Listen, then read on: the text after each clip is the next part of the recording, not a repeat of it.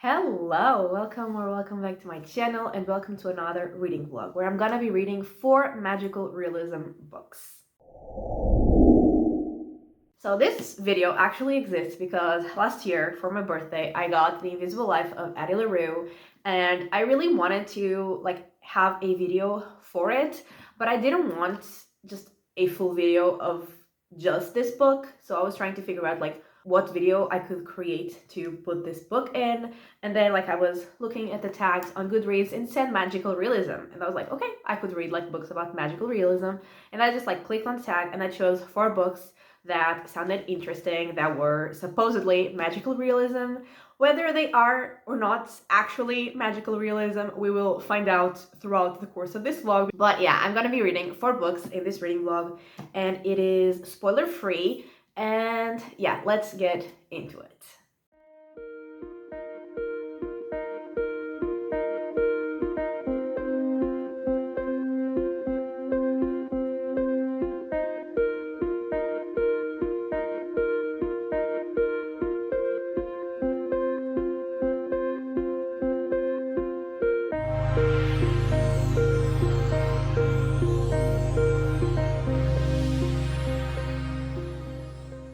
Okay, so I am halfway. Actually, if you want to be specific, I am 53% into piranesi, and I am very confused. I don't even know how to talk about this book because I am extremely confused, because we were following a character that someone calls him piranesi, so I'm gonna call him piranesi as well. And he lives in a house, he calls it a house, but it's massive, and it has hundreds of rooms and labyrinths. There's tides and seas and everything in the house. And he says that there are he knows of 15 people in the world, because the house is supposedly the world. And out of those 15 people, 13 of them are the dead, because they're dead. And then there's him, and there's another person that he calls the other because he doesn't know his name.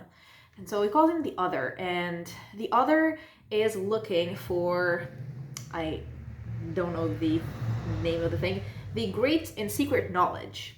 And they meet twice every week to discuss that, that search for it that he's doing. And he's helping that other with that research as well, because he just, he goes to various places of the house, and he says he remembers everything about the house. And then there's evidence of a 16th person, and then the other tells Piranesi that that 16th person is very dangerous, and that he if he saw that person, he should not interact with him or anything, and that he should just run back to the other. And I am very confused. Piranesi has, made some discoveries about that 16th person, and also about another person, and also about the other, and kind of about himself, I guess, as well, and sort of the house. And I'm confused. I've also obviously made those discoveries with him, but I'm extremely confused. But I'm also curious. I'm intrigued about what the hell is happening, and what even is that house, and what the people are hiding, because it's clear that the other is not telling the truth. And Piranesi is extremely trusting, way too trusting, way more than he should be. And so yeah, I am curious, I am very confused, but I'm enjoying it. And yeah, I can't wait to find out all the secrets about honestly everything, because I don't know anything about anything or anyone. So there's that. But I'm enjoying it, I'm having a good time. I'm, like I said a million times already, very confused, but I'm having a good time. So yeah, I'm gonna finish it. I hope I get answers. I honestly don't think I'm gonna get answers to everything, because this is not a very long book, and I'm over halfway, and I have 0 answers. I mean, not 0, but not many answers. So I feel like I'm still gonna have a bunch of questions after I finish the book. But anyway, I am gonna finish it, and I'll get back to you.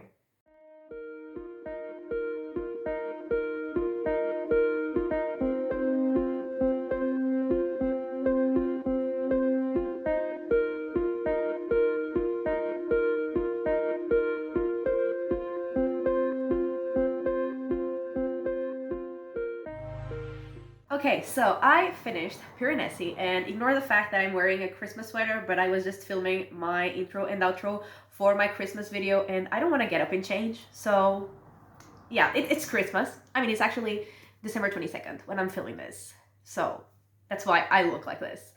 But yeah, so I finished Piranesi, and actually we got more answers than I was expecting.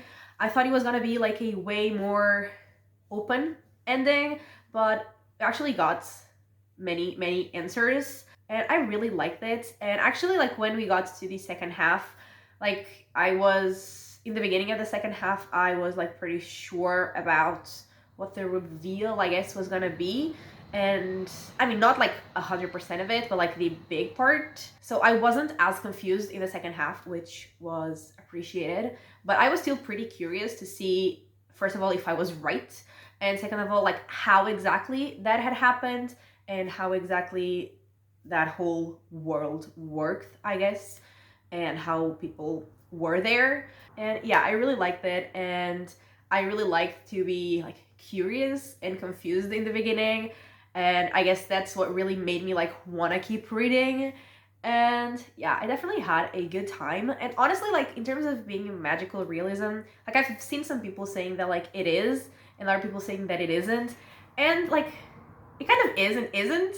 And I can't really say like why, because I don't want to spoil anything, because I think that like the fun part of this book is going into it not knowing anything and being extremely confused. So I don't want to say literally anything about it other than what I've already said.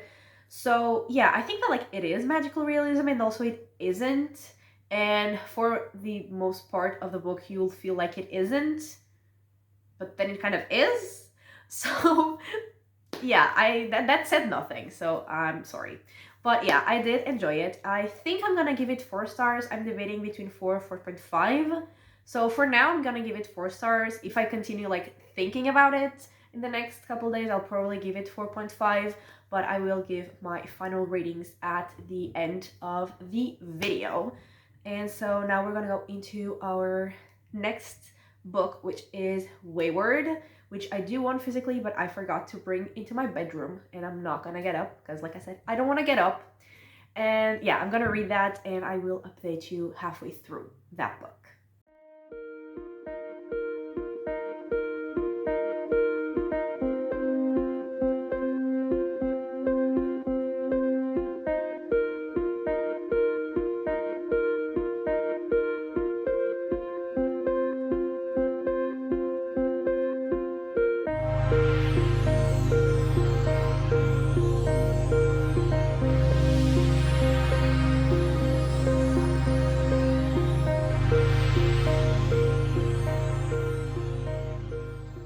Okay, so I was gonna update halfway through the book, but actually I got to the end of part 1 last night, so I thought it could actually be a good place to update. And we are following 3 main characters, and they are like part of the same family, but they are in 3 different time periods. And so we follow Kate in like the present day, which I think is 2019. Yeah, 2019. And then we follow Violet in 1942 and Alpha in 1619. And starting off with Kate, she is basically like running from an abusive relationship, and she decides to go to the house that used to belong to her great aunt, who is Violet, the one that we're following in 1942. And she, like, when she gets to the house, she like starts discovering more like about her family. And in 1942, Violet, she is like, her father is kind of like forcing her to be a proper lady, which, you know, is not like who she is, but she has to deal with that. And at the same time, she's like finding out, like, or she's starting to find out more like about her mother, because her mother died when she was very young, like a baby. and she, is starting to learn more about her mother, and she has like overheard people saying strange things about her mother as well.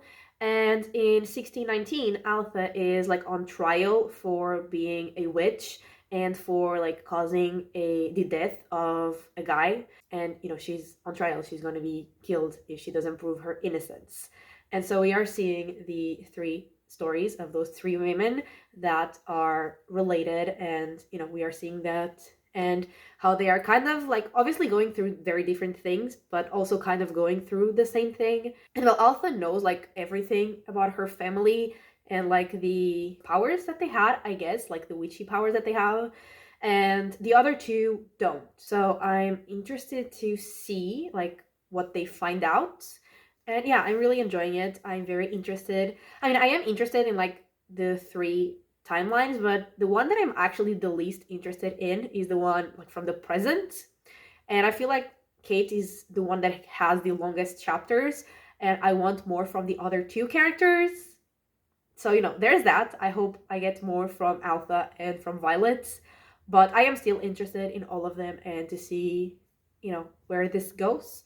So, yeah, I don't know if I'm gonna update after reading the second part or like only after I finish it. I guess it depends on what I have to say. But yeah, so far I'm enjoying it. I am loving the witchy vibe because we've already seen like they can kind of communicate with animals and like hear animals, which is really cool. So I hope to see more of that. And yeah, I will talk to you when I have something else to say.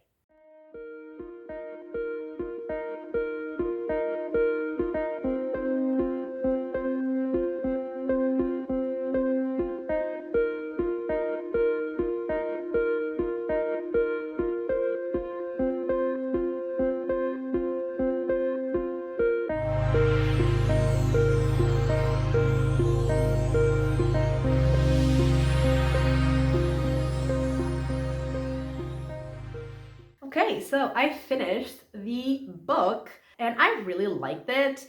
I got very invested in all of the plot lines, even though still I think Kate was the one that I was the least invested in, because I think it was the least witchy out of the three plot lines, which like makes sense for the story and like the characters. It does make sense. Like if you read the book, it makes sense that Kate is the least witchy, like her storyline, but that also made me care about hers the least.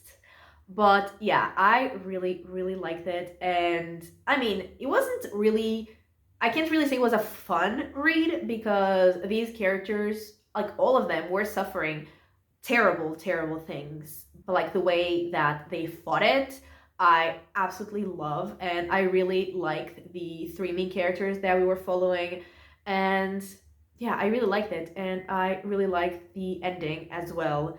And like how the three stories really came together, like how they were all connected and in a way like helping each other, even though they weren't alive at the same time.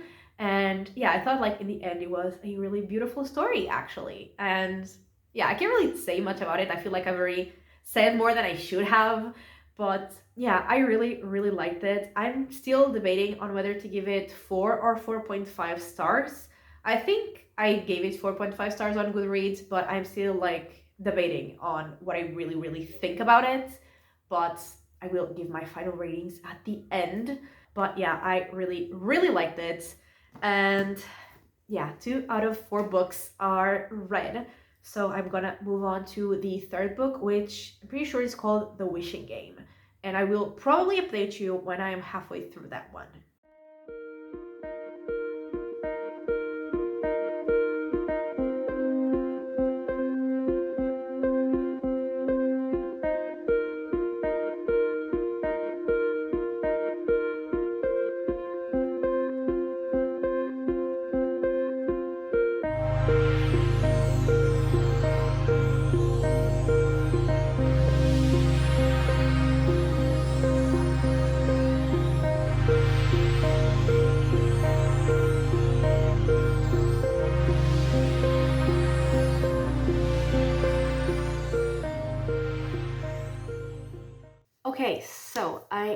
am a little over halfway through The Wishing Game, which is the next book for this reading vlog. Although, like, I don't think it's actually magical realism, like, as far in as I am right now.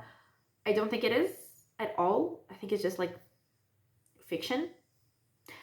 So there's that, but it said magical realism and I had already decided to read it for this video. So I'm just gonna read it anyway and we're gonna pretend that it fits this video. So we are following a character who is a teacher's aide, and she really wants to adopt like one of her students because he has had like a pretty bad life already and he's only 7 and he lost his parents and he's like now in a foster family, but she wants to adopt him, but she doesn't fit like the criteria for adoption. And like when she was a kid, she had like this favorite book series for like, you know, children's books, and she actually once met the author when she ran away from home, and then like that author stopped writing, but she still showed like that kid that she wants to adopt, she showed him like all the books and he loves them basically as much as her.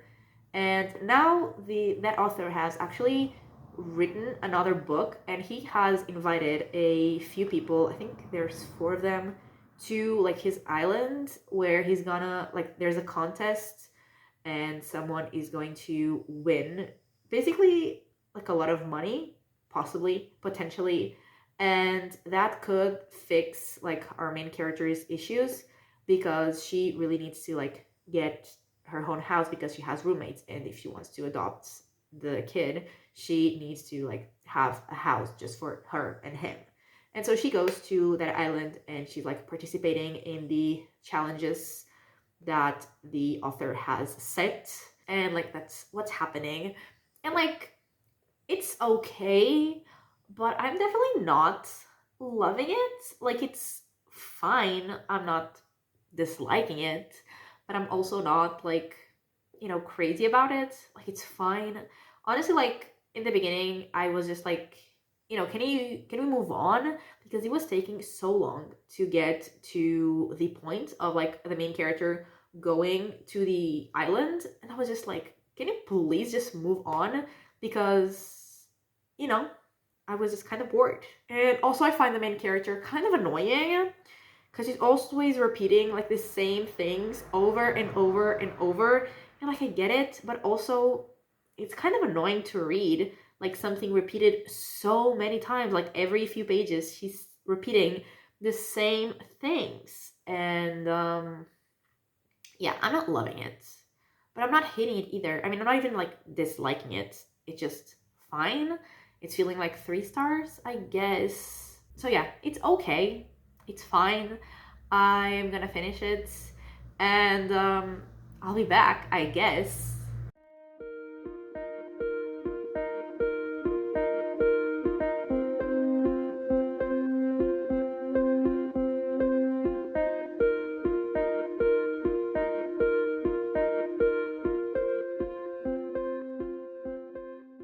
Okay, so I finished The Wishing Game, and first of all, this was definitely not magical realism. I know that I said this in my first update that I didn't think it was.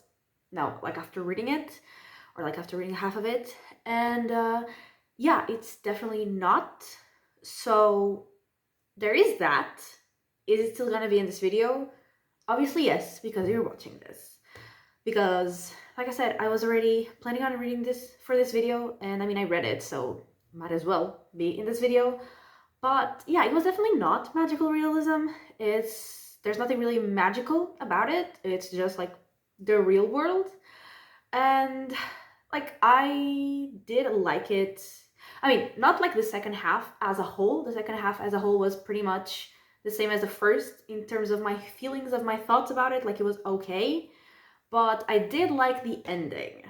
So I think I'm gonna give it 3.5 stars because, I mean, the whole book felt like 3 stars, but I mean, I did like the ending. So yeah, I'm debating between 3 and 3.5. I will give my final ratings at the end, but yeah, it was just okay. Like, it was an enjoyable read, but it wasn't, anything that like I loved. It was fine. It was fun. But I think I said this already as well. I didn't love the main character. She kind of annoyed me. But I did like some other characters. So I guess it was fine. Like, that's it. It was fine. It was literally just fine.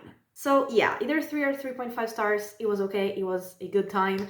And it was definitely not magical realism. So there's that. And now our next and final book I do actually own. So I'm gonna need to get up to get it because I forgot to bring it here before filming, even though I knew I was gonna film this update. So the last book is The Invisible Life of Addie LaRue. And actually this whole video is happening because I wanted to read this book and I wanted it to be in a video, and I didn't want to make a video just about this book. And actually this book was given to me on my birthday last year, which was almost a year ago. Like, I have a month until my birthday. Actually, like 1 day less than a month. So I've had this book for almost a year and I still haven't read it. And I did think of the idea for this video a year ago, and I'm only now filming it. We're finally going into the book that was the reason for this video, and I wanted to leave it to the end, like on purpose.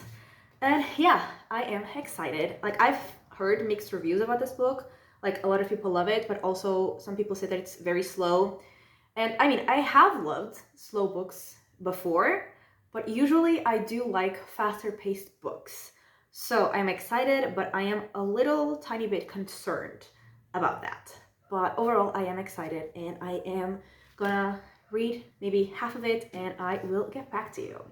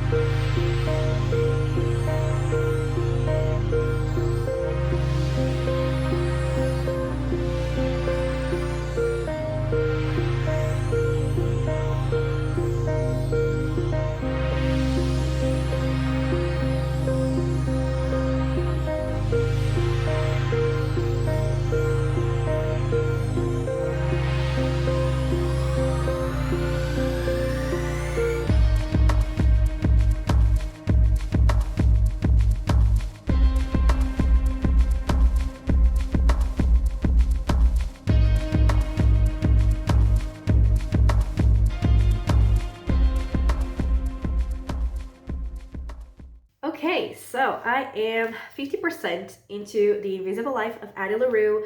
I have read the first 3 parts and I'm really liking it. And so basically we are following Addie, obviously, and she was born in 1691.